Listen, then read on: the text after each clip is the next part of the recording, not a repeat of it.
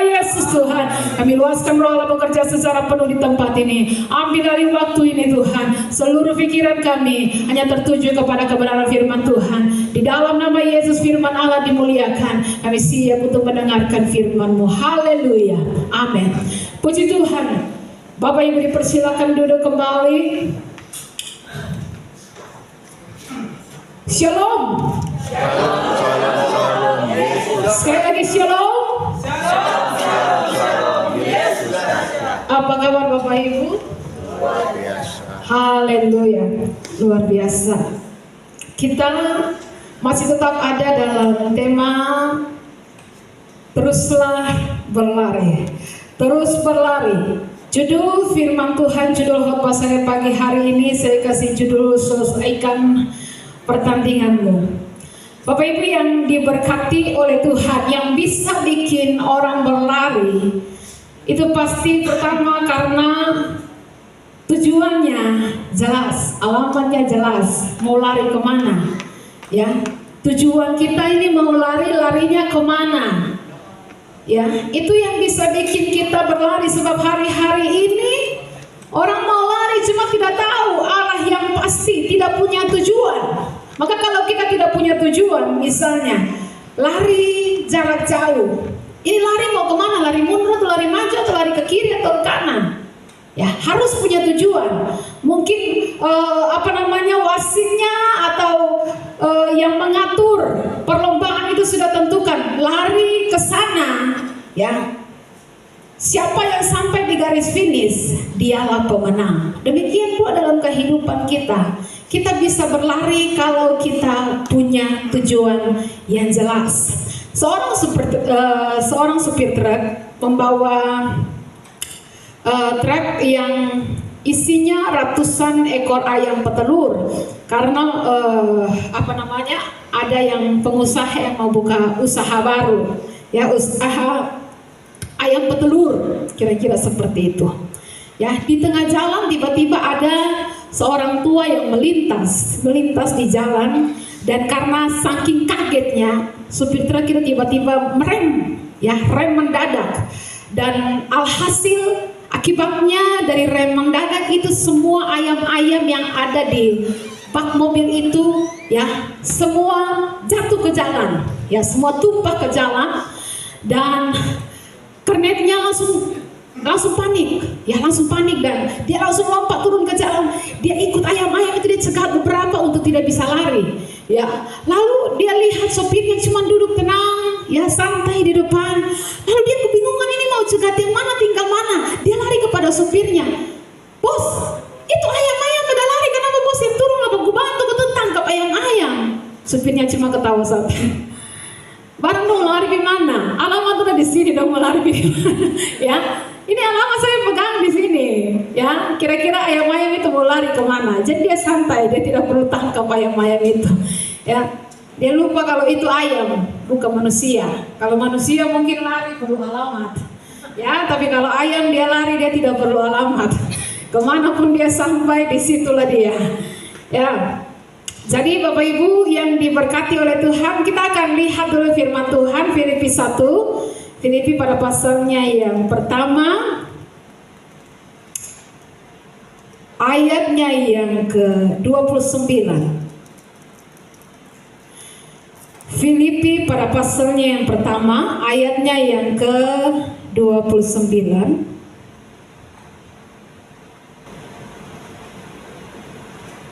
Kalau Bapak Ibu semua sudah dapat, saya undang kita semua bangkit berdiri, dan kita akan baca firman Tuhan secara bersama-sama karena cuma satu ayat. Filipi 1 ayatnya yang ke-29. Pada hitungan yang ketiga kita mulai, 1, 2, 3. Sebab kepada kamu dikaruniakan bukan saja untuk percaya kepada Kristus, melainkan juga untuk menderita untuk Dia. Amin. Untuk firman Tuhan, Bapak Ibu dipersilakan duduk kembali. Kita tidak hanya dikaruniakan untuk percaya kepada Kristus, ya. Kepada kamu dikaruniakan bukan saja untuk percaya kepada Kristus. Jadi sampai di situ dulu. Jadi percaya atau beriman kepada Yesus Kristus itu adalah kasih karunia Allah yang memberikan iman kepada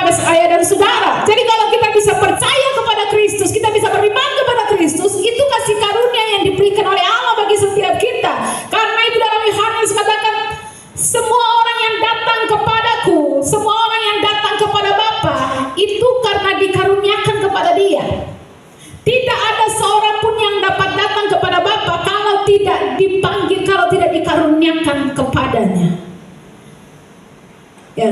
Jadi percaya atau beriman kepada Yesus Kristus adalah hasil kasih karunia Allah yang memberikan iman kepada kita semua. Tapi bukan hanya Allah memberikan kasih karunia untuk percaya atau beriman kepada Yesus Kristus, melainkan juga sepaket dengan itu dikatakan dalam firman Tuhan, sebab kepada kamu dikaruniakan bukan saja untuk percaya kepada Kristus, sambungannya, melainkan juga untuk menderita untuk Dia. Jadi dua hal ini paralel. Yang namanya percaya itu kasih karunia, dan yang namanya menderita pun itu adalah bagian dari kasih karunia yang Allah berikan kepada kita semua. Ya, karena itu anak-anak Tuhan jangan miliki persepsi yang salah. Oh, kalau saya beriman kepada Yesus berarti saya hanya beriman kepada hal-hal yang baik, yang menyenangkan, hal-hal yang kelihatannya menguntungkan saya, hal-hal yang bernilai berkat atau mujizat saja. Tapi kita juga mesti memahami bahwa di dalam kita beriman kepada Kristus, kita juga harus menyadari ada yang namanya penderitaan yang adalah bagian dari kasih karunia, ya. Karena itu dalam penderitaan pun kita wajib beriman kepada Kristus. Dalam penderitaan pun kita wajib untuk tetap percaya kepada Kristus. Yakobus 1 ayatnya yang kedua. Yakobus 1 ayatnya yang kedua hingga ayatnya yang keempat. Demikian firman Tuhan, saudara-saudaraku, anggaplah sebagai suatu kebahagiaan apabila kamu jatuh ke dalam berbagai-bagai pencobaan. Ayat 3. Sebab kamu tahu bahwa ujian terhadap imanmu itu menghasilkan apa? Ketekunan. Dan biarkanlah ketekunan itu memperoleh buah yang matang, supaya kamu menjadi sempurna dan utuh dan tak kekurangan suatu apapun. Jadi penderitaan ini ada kaitannya dengan soal ujian iman, ya. Jadi iman dalam penderitaan itu iman yang membuat kita mengalami yang namanya ujian. Ujian untuk apa? Ujian untuk mendewasakan kita, untuk membawa kita semakin matang, ya. Ujian untuk menjadikan kita menjadi Kristen yang semakin utuh, sempurna, ya. Kata sempurna, semakin sempurna dalam bahasa asli telios, yang artinya menjadi dewasa. Jadi untuk menjadi dewasa, orang Kristen tidak bisa menghindari yang namanya penderitaan. Orang Kristen yang tidak suka dengan penderitaan, dia akan selamanya menjadi Kristen kekanak-kanakan. Untuk menjadi orang Kristen yang imannya semakin militan, yang imannya semakin matang, yang imannya semakin dewasa, membutuhkan ujian, ya. Kalau kita bicara soal ujian iman, maka kalau kita lihat dari kacamata Tuhan, semua penderitaan yang kita alami dari kacamata Tuhan itu pasti nilainya adalah ujian. Meskipun memang seringkali iblis memakai ujian yang kita alami dengan tujuan untuk menjatuhkan kita, untuk membuat kita binasa, tapi Tuhan tidak punya tujuan yang demikian. Ya, jadi iblis itu sering menunggangi permasalahan hidup. Iblis suka dan pasti dia menunggangi setiap ujian yang datang dalam kehidupan kita dengan tujuan untuk menjatuhkan setiap kehidupan kita, membuat kita binasa. Tapi tujuan Tuhan meluaskan ujian dalam kehidupan kita, tujuannya adalah untuk membawa kita semakin dewasa, semakin naik di dalam Tuhan. Ya. Tuhan tidak punya tujuan seperti iblis untuk menjatuhkan. Semua penderitaan yang kita alami tujuannya satu, untuk membawa kita semakin lebih baik di dalam Tuhan, semakin bertumbuh, semakin dewasa di dalam Tuhan. Nah, karena ujian ini membuat orang semakin dewasa, maka tidak bisa terhindarkan ikut Kristus, beriman kepada Tuhan, wajib hukumnya mengalami yang namanya penderitaan. Justru kalau kita mau ikut Tuhan, tidak mengalami penderitaan masalah, itu pasti keliru. Pasti ada sesuatu yang tidak beres dengan pengiringan kita. Kristen asli itu pasti tidak bisa terhindarkan beriman kepada Tuhan, wajib hukumnya masuk dalam penderitaan. Ketika Yohanes membaptis orang-orang yang datang kepada dia, orang Farisi dan orang Saduki, dan semua orang Israel datang kepadanya untuk dibaptis, dia berkata, aku membaptis engkau dengan air, tetapi ia, Tuhan, yang akan datang kemudian, dia akan membaptis kamu dengan apa?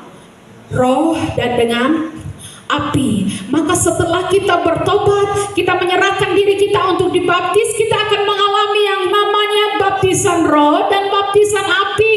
Orang Kristen tidak bisa luput dari yang namanya baptisan api, tidak bisa luput dari yang namanya penderitaan. Ibrani 10 ayatnya yang ke-32. Ibrani 10 ayatnya yang ke-32. Ingatlah akan masa yang lalu, sesudah kamu menerima terang, kamu banyak menderita oleh karena kamu bertahan dalam perjuangan yang berat. Sesudah kamu menerima terang, sesudah kamu bertobat, kamu banyak menderita oleh karena kamu bertahan dalam perjuangan yang berat. Sesudah kamu menjadi orang yang percaya kepada Tuhan, kamu banyak menderita, bukan banyak terima berkat. Alkitab katakan, ingatlah akan masa yang lalu, sesudah kamu menjadi percaya, sesudah kamu menjadi terang, kamu banyak menderita, bukan banyak terima berkat jasmani. Tidak, Pak. Jadi saudaraku, ini tidak bisa terhindarkan. Jadi Kristen asli, Kristen sejati, pasti orang itu akan mengalami banyak penderitaan. 2 Timotius 3 ayatnya yang ke-12. Memang setiap orang yang mau hidup beribadah di dalam Kristus Yesus akan menderita aniaya, ya. Justru agak aneh kalau saudara jadi orang Kristen, katanya beriman kepada Yesus tapi tidak dapat karunia yang namanya menderita. Itu jadi aneh, ya.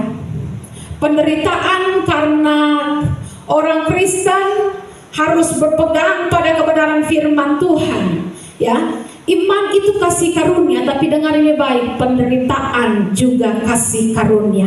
Hal yang sama kalau Tuhan kasih kita karunia untuk percaya, untuk memiliki iman yang sejati, pasti Tuhan juga kasih kita karunia untuk menderita bersama-sama dengan Dia. Makanya dalam khotbah Yesus dalam Matius 7 ayat 13 hingga ayatnya yang ke-14, Matius 7 ayat 13 hingga ayatnya yang ke-14, masuklah melalui pintu yang sesak itu, karena lebarlah pintu dan luaslah jalan yang menuju kepada kebinasaan, dan banyak orang yang masuk melaluinya. Ayat 14, karena sesaklah pintu dan sempitlah jalan yang menuju kepada kehidupan, dan garis bawah ini, dan sedikit orang yang mendapatinya. Balik kepada ayat 13, masuklah melalui pintu yang sesak itu, karena lebarlah pintu dan luaslah jalan yang menuju kepada kebinasaan, dan banyak orang yang masuk melaluinya. Ya. Jadi saudara, kalau kita sudah ikut Tuhan, yaitu pintu yang sempit itu, pasti kita akan melewati berbagai macam hal yang tidak menyenangkan. Tidak ada orang yang lewat di pintu yang sempit itu menyenangkan, tidak ada. Lewat di pintu yang sempit, bahkan Tuhan katakan banyak orang berusaha tetapi tidak akan masuk. Karena itu berjuanglah untuk masuk melalui pintu yang sempit, karena banyak yang berusaha. Kalau kita cuma sebatas Kristen berusaha, apa? Tidak akan masuk. Berjuanglah melalui pintu yang sempit. Itu tidak enak. Dalam hidup ini ada yang harus kita kerat, ada yang harus kita potong, kasih keluar. Apakah itu dosa, iri hati, kesombongan, ya, itu harus dikerat, kasih keluar. Masuk melalui pintu yang sesat. Maka kalau kekristenan kita tanpa penderitaan, kekristenan kita lebih banyak senangnya, perlu dipertanyakan. Karena kekristenan yang seperti itu ujungnya menuju maut. Amsal katakan ada banyak jalan yang disangka orang lurus, tapi sebenarnya ujungnya maut. Jalan yang benar yang mana yang Tuhan sudah katakan? Masuk melalui pintu yang sesat. Untuk bisa melewati pintu yang sesat, orang harus berjuang. Makanya dikatakan bahwa lebih mudah seekor unta masuk melalui lubang jarum. Lubang jarum itu pintu alternatif. Jangan saudara bayangkan jarum lubang yang biasa kita pakai manjai. Karena tidak mungkin, ya, sampai kiamat pun tidak mungkin unta bisa masuk melalui lubang jarum itu. Lubang jarum yang dimaksud dalam firman Tuhan adalah pintu alternatif. Ketika pintu gerbang utama di Israel itu sudah tertutup untuk semua orang bisa masuk ke dalam kota, maka yang dipakai adalah pintu yang disebut lubang jarum. Untuk masuk dalam pintu itu, melewati lubang jarum itu, orang harus menunduk, unta-unta itu harus menunduk sedemikian mungkin sehingga mereka bisa merayap dengan pelan. Itu menderita. Untuk bisa melewati lubang jarum itu menderita. Nah, demikian pula Tuhan katakan, masuklah melalui pintu yang sesat itu, karena lebarlah jalan yang menuju kepada kebinasaan, dan garis bawah ini banyak orang yang melewatinya. Banyak orang Kristen yang tidak mau hidup susah, yang tidak suka dengan kesulitan, yang tidak suka dengan penderitaan. Pokoknya saya kalau ikut Tuhan, Tuhan harus lancarkan jalan saya. Kalau saya ikut Tuhan tidak boleh ada penderitaan. Kita ikut Tuhan dengan tujuan supaya hidup kita jadi senang. Salah. Ya, Tuhan katakan masuk melalui pintu yang sempit itu, karena lebarlah jalan yang menuju kepada kebinasaan. Orang Kristen yang tidak mau berjuang, itu jalan yang lebar. Aduh, cukuplah agama Kristen, jangan terlalu sok-sok alim, tidak perlu terlalu sok-sok kuduslah. Kita kan cuma manusia yang penuh dengan segala kekurangan. Ya tidak mungkin kita sempurna. Kita pasti punya banyak salah dan dosa. Iya betul, punya banyak salah dan dosa. Tapi ketika Tuhan panggil kita masuk ke dalam terang Allah yang ajaib, maka kita dijadikan baru. Berjuanglah untuk masuk melalui pintu yang sesat. Kalau kekristenan kita tidak mau berjuang untuk mematikan, untuk meninggalkan segala dosa-dosa kita. Kalau kekristenan kita santai Pak, neraka, kebinasaan tempat kita. Tempat kekal kita adalah dalam api, lautan api yang kekal. Sebab Alkitab katakan banyak orang akan melewati jalan yang lebar, tidak mau berjuang. Ini pendeta bilang tuh yang penting Kristen, jangan pindah agama, potong pusar Alkitab, lalu kemudian sampai mati, jangan pindah agama. Terserah mau hidup sesuka hati, mau hidup sungguh-sungguh kasih, terserah. Mau hidup seperti firman Tuhan, kasih seperti firman Tuhan. Yang penting kita tetap agama Kristen. Karena juga ada juga pendeta yang katakan Tuhan sudah mengerjakan semuanya selesai, maka kita hari ini enjoy saja, tidak perlu berjuang. Kan Tuhan sudah kerjakan selesai, kerjakan keselamatan selesai. Benar, Tuhan sudah kerjakan keselamatan selesai dan diberikan kepada kita. Status kita ketika kita mendengar firman Tuhan dan percaya, kita dibawa kepada terang Allah yang ajaib. Kita menjadi orang benar. Karena itu hiduplah dalam kebenaran. Karena itu hiduplah sebagai anak-anak terang. Berjuanglah untuk masuk melalui pintu yang sesat itu. Jangan santai dengan iman kita, jangan santai dengan kekristenan kita. Ya. Pintu yang sempit itu bicara soal banyak tantangan, banyak penderitaan. Tadi Alkitab katakan bahkan ada aniaya. Jadi itu sesuatu yang penderitaan, masalah, tekanan, persoalan. Itu sesuatu yang seharusnya tidak mengagetkan bagi kita. Jadi waktu penderitaan datang itu bukan sesuatu yang harus kita herankan. Kok ikut Tuhan seperti ini ya? Kok begini ya ikut Tuhan? Itu bukan barang baru bagi orang yang ikut Tuhan. Penderitaan, masalah, tekanan itu hal biasa. Ya. Penderitaan itu sesuatu yang memang Tuhan izinkan terjadi dalam hidup kita, dalam pengiringan kita, dalam iman kita kepada Tuhan. Kecuali kalau kita jadi Kristen asal-asalan. Banyak penderitaan yang kita alami selalu berkaitan erat dengan kebenaran, dengan firman Allah. Jadi kok kenapa ikut Tuhan, kenapa beriman kepada Yesus harus menderita? Ya. Kenapa ikut Yesus dikatakan harus melewati pintu yang sempit? Kenapa beribadah kepada Tuhan mesti mengalami penderitaan? Karena berkaitan erat dengan yang namanya Injil, berkaitan erat dengan yang namanya firman Tuhan. Kalau jadi Kristen sejati, pasti orang itu berpegang pada prinsip firman Tuhan, berpegang dan berprinsip pada kebenaran. Itu yang pasti bikin kita menderita. Kristen sejati tidak mungkin ya tidak berpegang pada firman Allah. Kita bilang kita Kristen, tapi tidak mau pegang firman Allah, kompromi sana, kompromi sini. Ya, kita seperti bunglon, di mana saja kita berada kita jadi seperti itu. Ya, karena saya pernah katakan, jadilah termostat bukan termometer. Termometer itu dimanapun dia berada, kalau suhunya panas dia menyesuaikan diri dengan suhu di situ. Kalau datang di tempat yang suhunya dingin, dia menyesuaikan diri dengan suhu di situ. Kalau termostat, dimanapun dia berada, tempat itu harus mengikuti suhunya.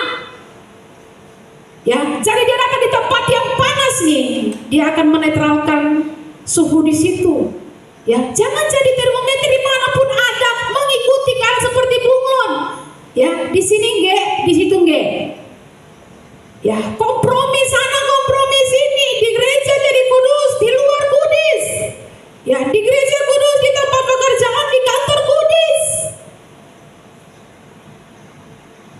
Nah, karena itu Bapak Ibu yang diberkati oleh Tuhan, 2 Timotius 1 ayatnya yang ke-8. 2 Timotius 1 ayatnya yang ke-8. Jadi janganlah malu bersaksi tentang Tuhan kita, dan janganlah malu karena aku seorang hukuman karena dia, melainkan ikutlah menderita bagi Injilnya oleh kekuatan Allah. Jadi saudara, kita ini mesti menderita karena Injil Kristus. Jangan malu, jangan takut bersaksi tentang Tuhan. Paulus bilang kepada Timotius, jangan takut karena penjara, karena hukuman yang saya alami. Kamu harus menderita karena Injil itu kekuatan Allah. Jadi penderitaan yang kita alami karena firman Tuhan, karena kebenaran. Jadi kalau hidup di dalam Injil pasti akan mengalami yang namanya penderitaan dan tekanan. Hidup dalam kebenaran yang sungguh-sungguh pasti akan mengalami yang namanya penderitaan. 2 Timotius 2 ayat 9. Karena pemberitaan Injil inilah aku menderita, malah dibelenggu seperti seorang penjahat.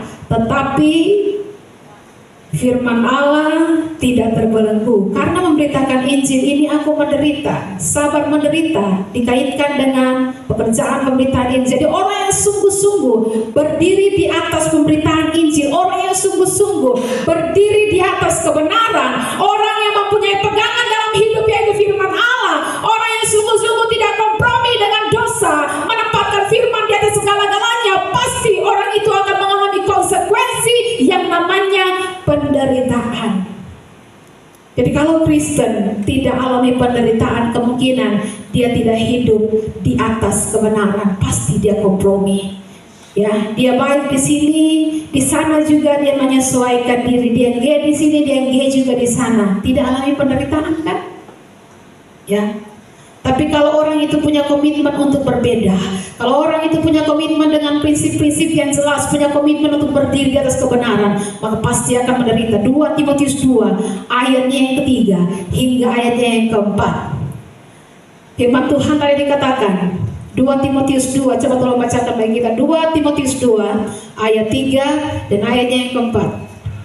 Demikian firman Tuhan, ikutlah menderita sebagai seorang prajurit yang baik dari Kristus Yesus, seorang prajurit yang sedang berjuang, tidak memusingkan dirinya dengan soal-soal kehidupannya, supaya dengan demikian ia berkenan kepada komandannya. Ya, ikutlah menderita sebagai seorang prajurit yang baik, seorang prajurit yang sedang berjuang, tidak memusingkan dirinya dengan soal-soal penghidupannya.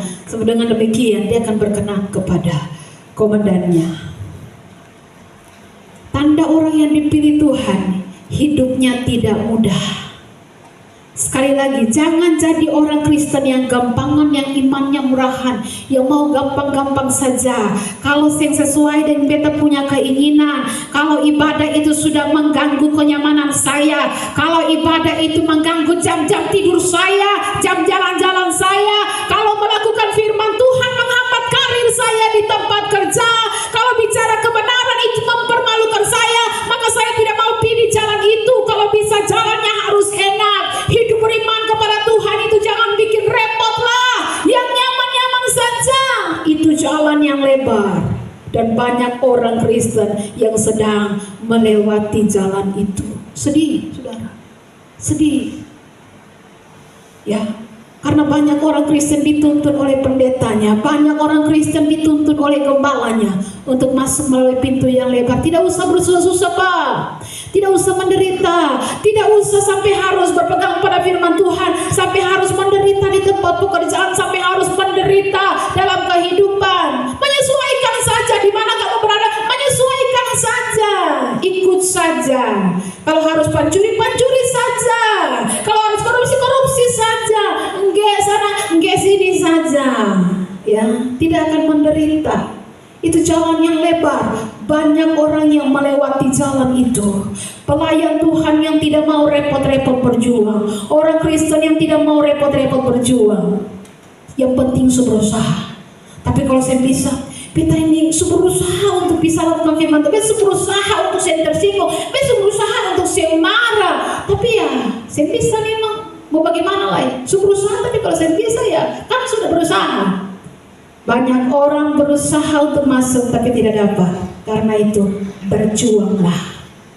Ya, jangan jadi Kristen gampangan yang imannya murahan. Kemarin saya bilang di doa puasa, hujan rintik sadiki sen datang ibadah. Ingus turu sadiki sen bisa datang ibadah. Asir panas sen datang ibadah lah, iman murahan. Ya, orang Kristen tidak boleh takut susah. Orang Kristen tidak boleh takut tantangan. Sebab untuk apa kita punya iman kalau kita takut sama tantangan? Justru masa sulit, justru tekanan hidup, justru persoalan kehidupan membuktikan Yesus hidup. Justru ketika masalah kehidupan datang itu untuk membuktikan Yesus berkuasa dalam kehidupan kita. Bagaimana kita bisa melihat mujizat kalau kita tidak mau melewati penderitaan? Bagaimana kita bisa melihat Tuhan bekerja kalau kita tidak berani masuk dalam lemah, dalam persoalan hidup? Ya. Kemarin saya kasih contoh, di saat bisnis sepi, usaha macet, coba segala sesuatu gagal, atau masalah dalam pekerjaan, ada orang-orang yang coba menjatuhkan kita. Itu waktunya kita mencari Tuhan. Waktunya kita mengalami Tuhan. Kita punya usaha, bisnis, pekerjaan. Ya, kalau usaha kita baik-baik saja, keluarga baik-baik saja, pekerjaan aman-aman saja, kita jadi keenakan dan lupa diri. Ya, biasa kalau orang hidupnya diberkati mulai merasa nyaman dan mengandalkan diri, tidak merasa bahwa saya ini membutuhkan Tuhan. Coba contoh, kalau usaha kita sepi, ya sepi pengunjung, kalau usaha kita sepi konsumen, maka kita jadi orang yang mengandalkan Tuhan. Mau buka usaha, ayo kita berdoa dulu yuk, semua karyawan kita berdoa supaya Tuhan memberkati usaha kita hari ini. Lalu mungkin ada yang kurang dari cara kita menyambut tamu, yuk kita perbaiki lagi. Sebab masa sulit datang untuk kita introspeksi diri kan. Kalau kita kurang di bagian ini, mungkin kita kurang ramah deh dalam menyambut konsumen. Ayo kita lebih ramah lagi, diperbaiki lagi. Tapi kalau usaha lagi laku-lakunya, rumah makan lagi laku-lakunya, bisnis lagi naik-naiknya, jangankan berdoa sebelum mulai usaha, bahkan jam ibadah pun kita tidak punya waktu untuk beribadah. Lakukan. Baik-baik kan, semuanya diberkati, tidak membutuhkan Tuhan, semua jalan lancar aman jaya. Ya. Bahkan kalau usaha sudah, rumah makan sudah mulai rame tuh, yang tadinya menyambut tamu dengan ramah karena sudah sangat ramai pengunjung, maka dia melayani asal-asalan. Datang juga bisa banting pindah. Orang masih makan, Pak, kalau bisa cepat berdiri sudah karena yang lain mau masuk. Ya, orang diusir. Kenapa? Rame. Oh sih mau marah kamu apa terserah. Rumah makan saya ramai, saya tidak perlu melayani kamu. Kita asal-asalan. Karena kita rasakan kita punya rumah makan kan rame pengunjung, tapi kalau rumah makan sepi itu kita mulai introspeksi, ada yang salah. Kita harus lebih ramah. Kita harus perbaiki di sini, mungkin packagingnya kurang bagus, bikin yang baru. Kalau odol gigi dari tahun 80-an sampai tahun 2020 ini dia punya bungkusnya tetap sama, ketinggalan. Mesti diperbaharui lagi. Ya, itu makanya masalah kesulitan hidup datang, penderitaan datang, itu baik bagi kita kata firman Tuhan. Masa sulit datang membuat kita memperbaiki diri. Masa sulit datang membuat kita lebih sungguh-sungguh. Masa sulit datang mengeluarkan semua potensi yang ada dalam diri kita. Justru di masa-masa sulit adalah waktunya kita berbenah diri. Kita introspeksi diri kita, mulai lakukan apa yang seharusnya kita lakukan, yaitu mengandalkan Tuhan. Ya, hidup adalah Pertandingan iman, selesaikan pertandinganmu. Bertandinglah dengan benar. Ya. Kemarin saya sudah jelaskan dalam 1 Korintus 16 ayatnya yang ke-8 hingga ayatnya yang ke-9.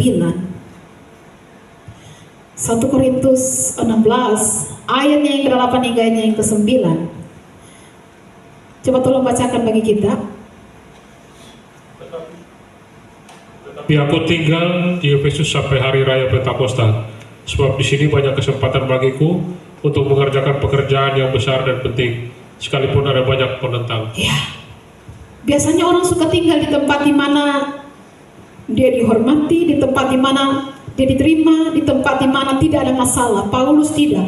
Justru di tempat di mana ada banyak penentang, dia pilih terus ada di situ karena ada banyak pekerjaan besar dan penting yang harus dia kerjakan. Justru orang-orang yang hidup dalam kegelapan, orang yang sesat dan bengkok hatinya ini, yang membuat dia harus tetap tinggal di situ karena itulah pekerjaan penting dan besar bagi dia. Nah, karena itu Bapak Ibu yang diberkati oleh Tuhan, bagaimana supaya kita bisa selesaikan pertandingan kita? Pastinya tadi saya katakan di awal, kita punya tujuan harus benar. Ya, tujuan kita berlari itu harus benar. Kalau saudara punya tujuan dalam kehidupan, kita mengerti kemana kita mau lari, maka kita tidak akan gampang menyerah apapun tantangannya. Dalam 1 Korintus 9 ayat 26, tolong bacakan bagi kita secara cepat. 1 Korintus 9 ayat 26. Sebab itu aku tidak berlari tanpa tujuan, dan aku bukan petinju yang sembarangan saja memukul. Ya, aku tidak berlari tanpa tujuan dan aku bukan petinju yang sembarang saja memukul. Kalau kita tidak mengerti tujuan hidup kita, begitu tantangan datang kita menyerah. Ya, saudara, kemarin saya ingatkan kepada para pelayan Tuhan, setiap orang yang diciptakan, setiap orang yang lahir ke dunia itu, ke dunia ini, dia lahir dengan sebuah tujuan Tuhan dalam hidupnya. Tidak peduli prosesnya seperti apa. Mungkin dia lahir daripada seorang ibu tunggal. Mungkin dia lahir daripada sepasang keluarga yang bermasalah, sepasang suami istri yang bermasalah. Mungkin dia lahir dari keluarga miskin yang tidak punya apa-apa, atau dia lahir dari keluarga yang kaya. Mungkin waktu proses kelahirannya itu sangat menderita. Tidak peduli prosesnya seperti apa, tapi kalau sampai anak itu lahir ke dunia ini, dia lahir dengan rencana Allah di dalam dirinya. Ya. Apalagi kalau kita semua sudah sampai sebesar ini, ada rencana Tuhan dalam diri kita. Karena itu mengertilah tujuan Tuhan menciptakan kita. Saya pernah tahun berapa saya ikut seminarnya Rick Warren di Jakarta. 2000, waktu itu saya masih kuliah di Surabaya. 2004 ya. 2003 itu seminar Purpose Giving Life daripada Rick Warren, dan saya bersama-sama dengan almarhum Ibu Caroline, kita ke sana ke Jakarta untuk ikut dengan Ci Esther juga. Kita bertiga ikut itu seminar Purpose Giving Life. Lalu dia kasih contoh yang sangat bagus. Kalau mic ini diciptakan tujuannya untuk kita bisa pakai membesarkan suara kita, mengeraskan suara kita, orang lain bisa dengar. Tapi kalau mic ini kita pakai untuk giling cili, giling sambal, bisa ke tidak? Bisa. Sambal bisa halus kalau pakai mic. Giling sambal pakai mic, giling bisa. Ya, pasti bisa. Tapi ketika orang yang menciptakan mic itu datang dan dia lihat kita pakai mic itu untuk giling sambal, sedih hatinya. Sebab mic itu barang yang mahal. Mungkin kita beli mic 5 jutaan, mic yang bagus itu 5 jutaan ke atas ya.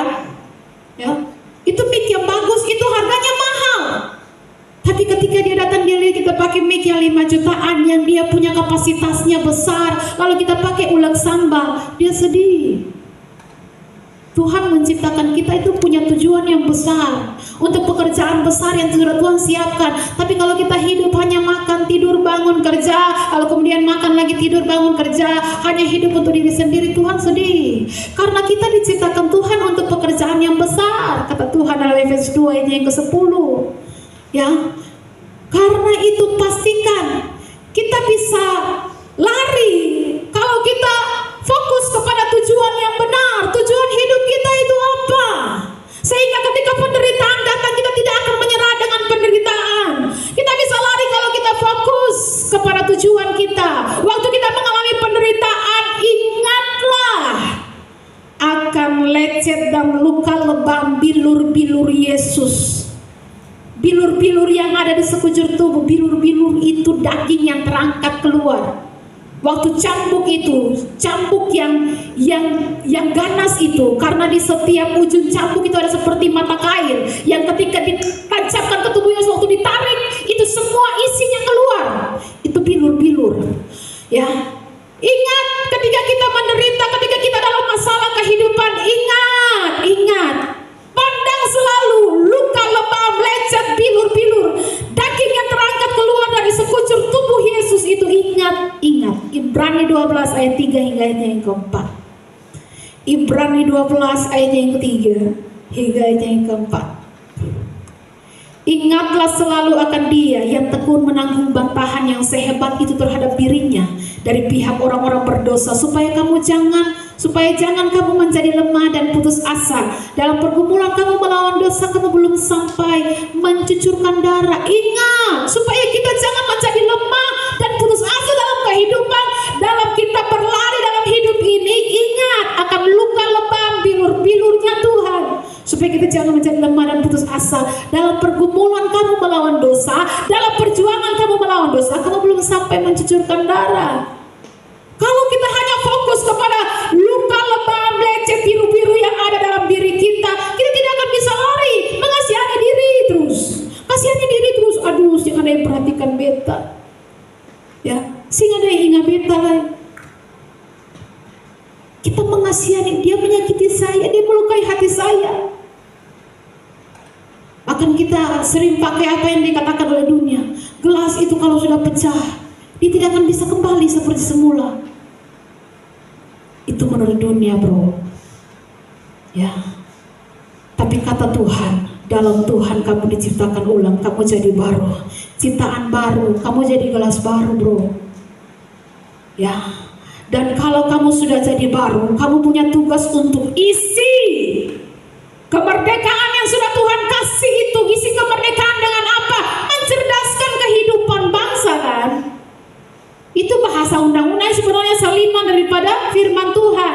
Mencerdaskan kehidupan bangsa itu apa? Memuridkan manusia. Kalau kita sudah diselamatkan, dibawa kepada terang, tugas kita, tujuan kita, cerdaskan kehidupan bangsa, itu artinya memuridkan. Semua orang harus dimuridkan. Ayo ibu-ibu, bapak-bapak, bangkit. Harus ada penggembalaan dan pemuridan di rumah. Bikin semua anggota keluarga, bikin semua orang yang di tempat pekerjaan kita jatuh cinta sama Tuhan. Sebab pemuridan itu bukan sekedar program. Pemuridan adalah keteladanan yang bersama-sama dengan orang-orang yang dimuridkan. Tuhan Yesus itu jalan sama-sama dengan murid-murid. Ketika ketemu batu, murid-murid mau lihat Yesus waktu ketemu batu, apa yang dilakukan oleh Yesus. Sekarang sekelilingmu juga mau lihat, keluargamu juga mau lihat, teman-teman di tempat pekerjaanmu juga mau lihat. Ketika kamu ketemu masalah, apa yang engkau lakukan? Ketika kamu bertemu dengan orang yang menjengkelkan, yang menyinggung kehidupanmu, apa yang engkau lakukan? Apakah engkau menjadi serupa dan segambar dengan Yesus? Ya. Karena itu, ingat kembali tujuan Tuhan menciptakan kita. Karena itu Bapak Ibu yang diberkati oleh Tuhan, di dalam firman Tuhan, dalam Yesaya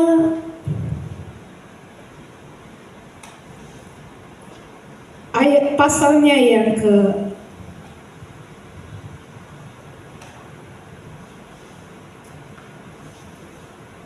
60.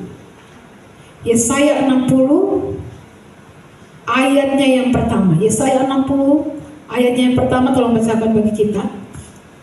Bangkitlah, menjadi teranglah, sebab terangmu datang dan kemuliaan Tuhan terbit di atasmu.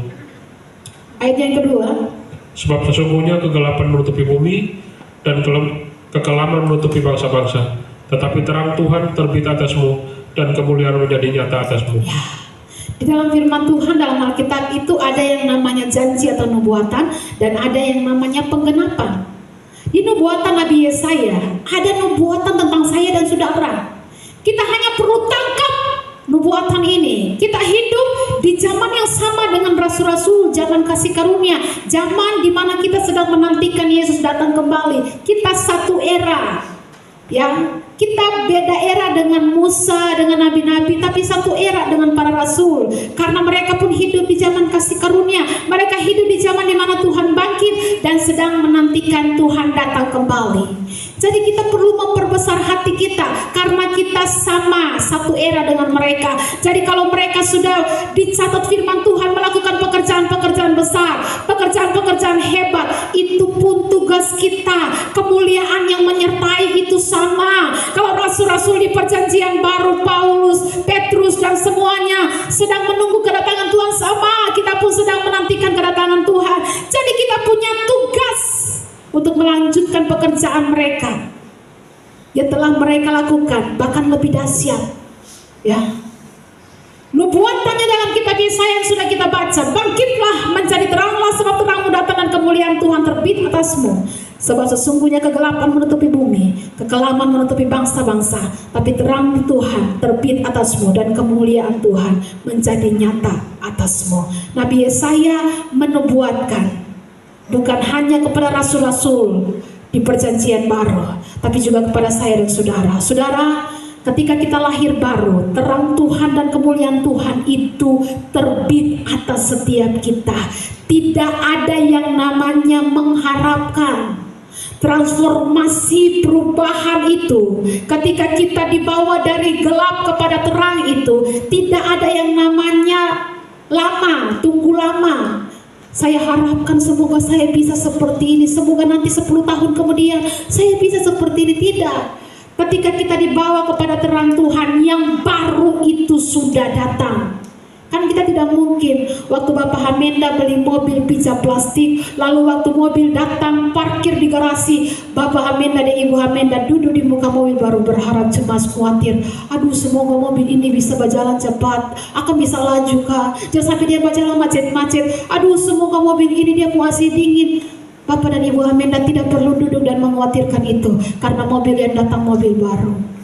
Dia sudah pasti cepat, dia sudah pasti laju kencang larinya, dia sudah pasti AC-nya dingin, sebab yang datang pijat plastik baru.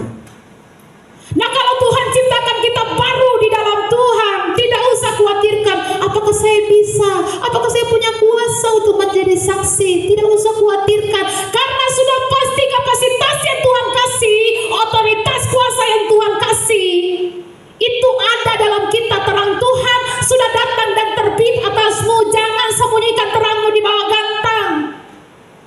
Perbesar kapasitasmu. Pakai kapasitas kuasa yang Tuhan berikan kepada kita. Kan lucu kalau kita mengkhawatirkan mobil baru ini bisa jalan laju atau tidak. Engkau punya kapasitas yang luar biasa yang Tuhan berikan. Tidak usah ragu, karena saudara pasti akan lari kencang. Saudara pasti punya kapasitas yang luar biasa. Ketika pindah dari gelap kepada terang, pasti larinya kencang, ya. Sebab nubuatan selanjutnya dalam Yesaya 60 di ayatnya yang kedua dikatakan, sebab sesungguhnya kegelapan itu datang menutupi bumi, dan itu yang sedang terjadi. Tetapi dilanjutkan, terang Tuhan terbit atasmu, kemuliaan Tuhan menjadi nyata atasmu. Itu nubuatannya. Penggenapannya di mana? Kisah Rasul 1 ayat yang ke-8, ketika hari Pentakosta dan Roh Kudus tercurah, disitulah penggenapan. Dan bagi saya dan saudara, Kisah Rasul 1 ayatnya yang ke-8, coba tolong bacakan bagi kita. Tetapi kamu akan menerima kuasa. Tetapi kamu siapa? Saya dan saudara akan menerima kuasa Kalau Roh Kudus turun ke atas kamu. Kalau Roh Kudus turun ke atas kamu. Dan kamu akan menjadi saksiku Iya. di Yerusalem dan di seluruh Yudea dan Samaria dan sampai ke ujung bumi. Itu tujuan Tuhan, rencana Tuhan, pekerjaan besar yang Tuhan siapkan bagi kita. Kamu akan menerima kuasa kalau Roh Kudus turun ke atas kamu. Pencurahan Roh Kudus bukan hanya bagi para rasul, tapi nubuatan Nabi Yoel berkata akan terjadi pada hari-hari terakhir. Demikianlah firman Tuhan, aku akan mencurahkan Rohku ke atas setiap manusia. Anak-anakmu akan mendapat mimpi penglihatan, teruna-teruna muda akan dipenuhi oleh Roh Kudus, dan semua dari segala usia akan dipenuhi oleh Roh Kudus.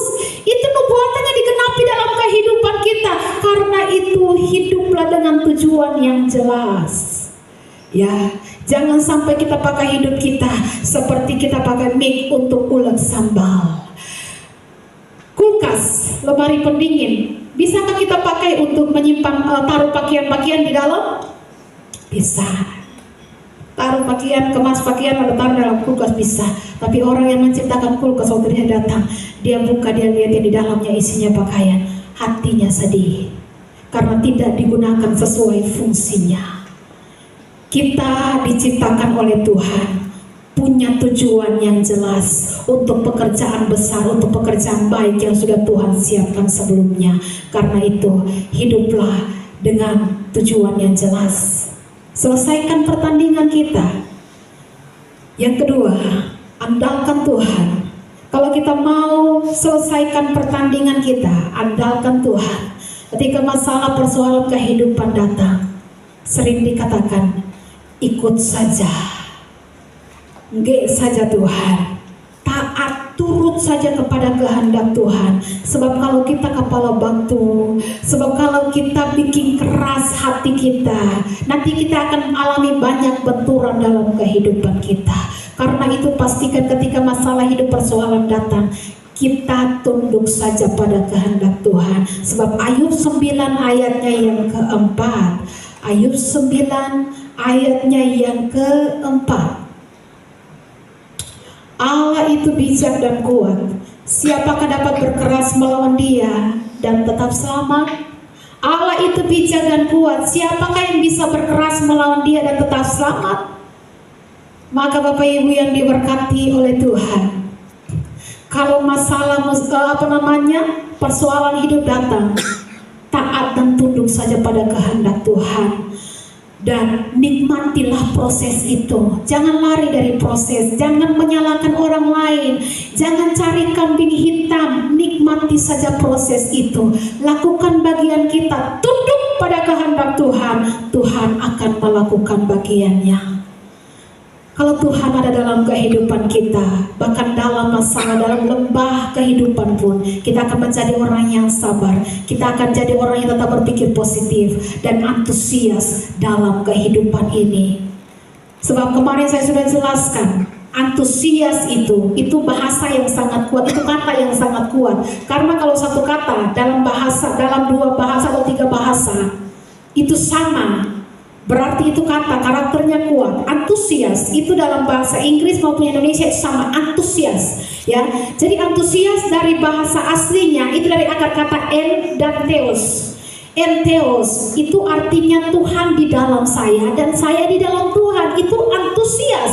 Jadi kalau kita hidup di dalam Tuhan dan Tuhan hidup dalam kita, kita akan menjadi orang yang antusias.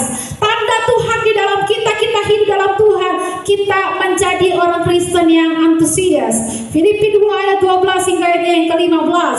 Hai saudara-saudaraku yang kekasih, kamu senantiasa taat. Karena itu tetaplah kerjakan keselamatanmu dengan takut dan gentar, bukan saja seperti waktu aku masih hadir, tetapi terlebih pula waktu sekarang, waktu aku tidak hadir. Karena Allah lah yang mengerjakan dalam kamu baik kemauan maupun pekerjaan menurut kerelaannya. Lakukanlah segala sesuatu dengan tidak bersungut-sungut dan berbantah-bantah, supaya kamu tiada beraib dan tiada bernoda sebagai anak-anak Allah yang tidak bercela di tengah-tengah angkatan yang bengkok hatinya dan yang sesat ini, sehingga kamu bercahaya di antara mereka seperti bintang-bintang di dunia. Ya, ini bukan soal waduh mengerjakan keselamatan, ini berat ya. Allah yang mengerjakan baik kerelaan maupun kehendak. Allah yang mengerjakan. Kalau kita bekerja bersama Allah, bermitra bersama Allah, itu berarti ada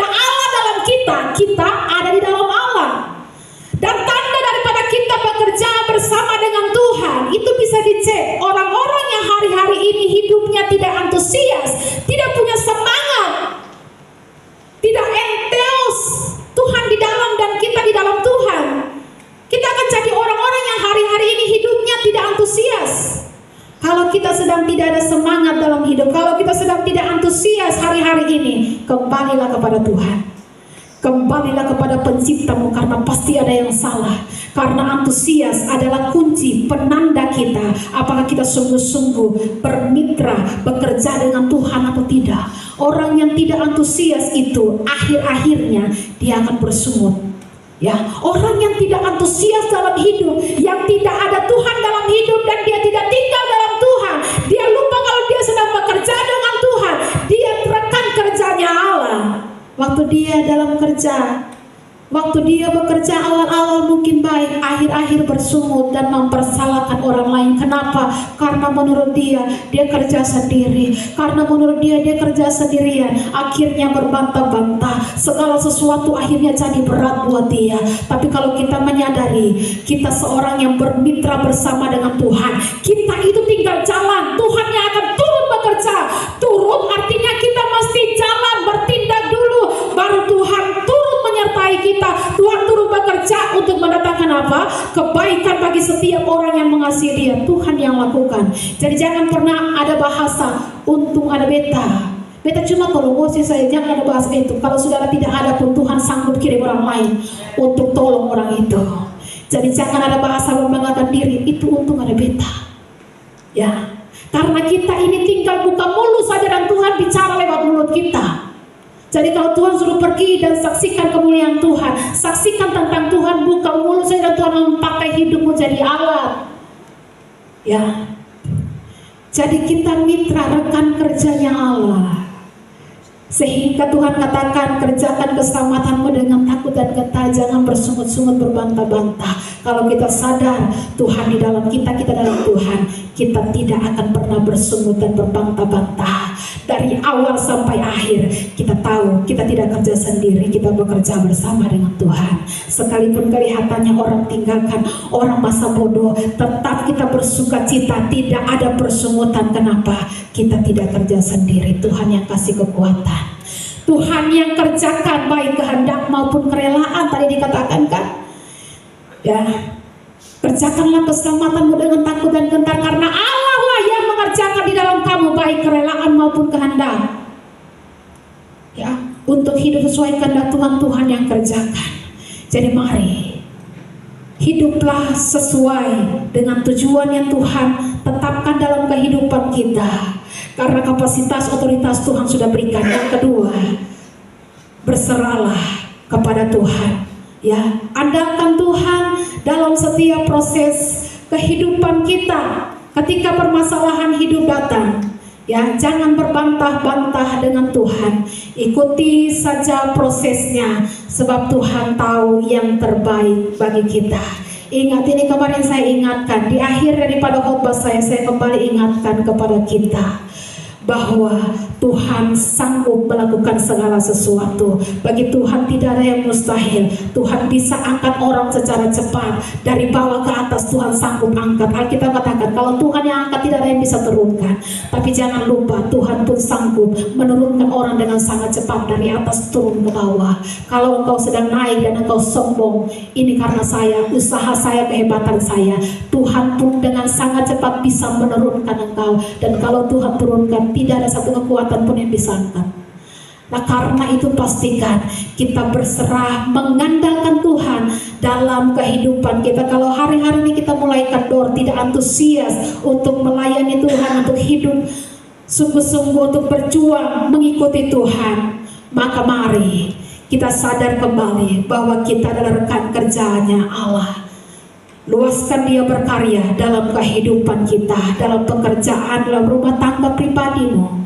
Luaskan Tuhan bekerja bagi istrimu, bagi suamimu, bagi anak-anakmu. Luaskan dia bekerja bagi masa depanmu. Jangan batasi Tuhan dengan cara berpikir kita. Ingat, Yusuf pun dia tidak pakai step-stepnya manusia, dia tidak pakai step-stepnya dunia. Step dunia kalau mau berhasil mesti S1, S2, S3 selesai baru bisa naik. Tapi Yusuf tidak. Yusuf hanya berserah dalam masalah tekanan persoalan hidup. Tuhan pakai jalur bawah tanah, Pak.